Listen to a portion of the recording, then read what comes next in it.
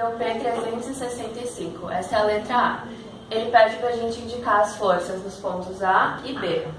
Então, aqui no ponto A, a gente tem apenas a força-peso, já que ele está em queda livre, então ele não tem a força normal.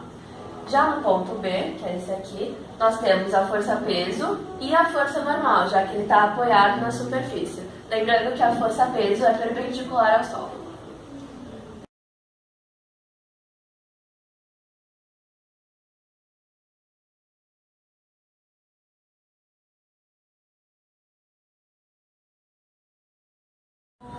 P365, parte B, ele primeiro pede para calcular a velocidade de C e depois ele pede para calcular a força normal.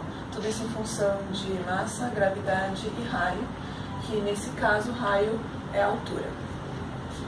Então, a primeira coisa que a gente tem que se lembrar é que a energia mecânica ela é constante. Então, a energia mecânica de A é igual à energia mecânica de C. Então, a energia potencial de A é igual à energia cinética de C.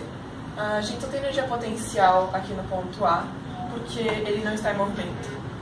E aqui a gente só tem energia cinética porque ele está no chão e não tem altura.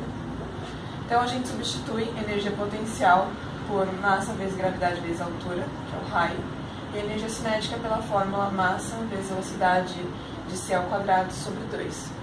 E com isso a gente descobre que a velocidade de C é a raiz de 2 vezes a gravidade vezes o raio.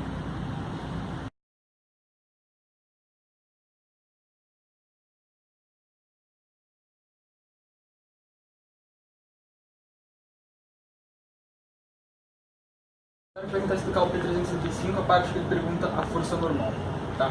Então, para a gente conseguir calcular as forças, primeiro a gente tem que pensar que esse corpo aqui, ele só vai até P, ele não vai vir até C.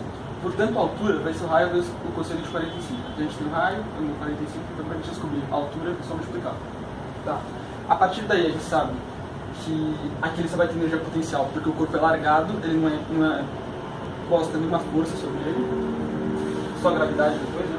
A gente vai ter a energia potencial do corpo A vai ser igual à energia cinética de B, que ele está aqui embaixo.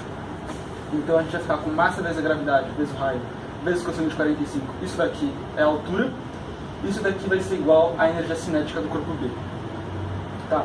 Aí a gente substitui todos os dados que são dados, todos os dados de B ao quadrado é igual à gravidade vezes o raio vezes a raiz de 2. Tá? A partir daí a gente consegue substituir nessa formulazinha aqui, tá?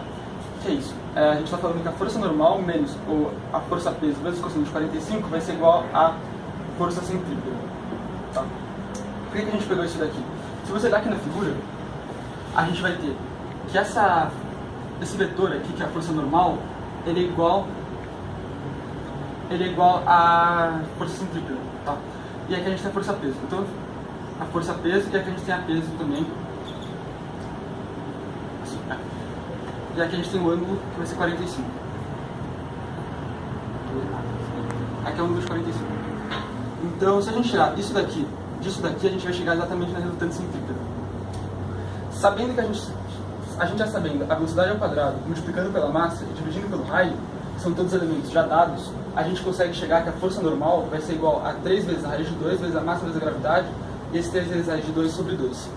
O único jeito de calcular isso, então, é lembrando do princípio do triângulo que a gente aprendeu no primeiro bimestre, que a gente não tem apenas uma força-peso quando o corpo está inclinado. A gente tem tipo, a força-peso em relação ao solo e a gente tem uma força-peso em relação a onde a figura está apoiada, aonde o ponto está apoiado.